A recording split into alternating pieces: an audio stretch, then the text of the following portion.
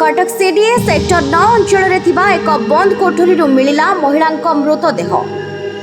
महिला जनक हेले जातीय आईन विश्वविद्यालय अध्यापिका अनन्या चक्रवर्ती। अनन्या सहित एमिति घटिथिबा कारण अस्पष्ट। अपमृत्यु मामला रुजु करी तदंत करुछि मरकतनगर थाना पुलिस। शव व्यवच्छेद निमंते एसीबी को पठाइला पुलिस।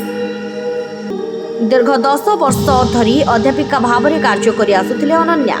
से एक भड़ा घरे एकुटिया रहुथिले। गतकाली रात्रि अनन्या कहारी फोन रिसीव करनथिले। परे संदेह हेबारु पुलिस रो सहयोग नै छात्र छात्री एवं परिवार लोक कोठरीर कबाट भांगी देथिले एवं परे अनन्या सहित एमिति घटिथिबा देखिथिला पुलिस। अनन्या चक्रवर्ती जने जी एसोसिएट प्रोफेसर थिले तांको से रूम रे एकुटिया रहुथिले।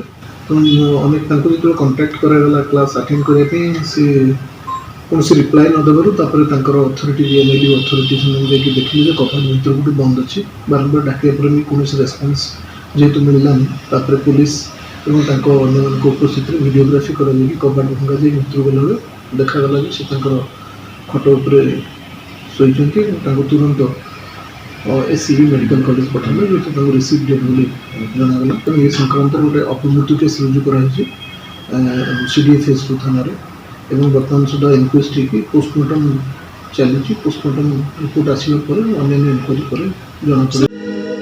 कटकरू राधाकांत दास का रिपोर्ट, जे न्यूज ओडिया।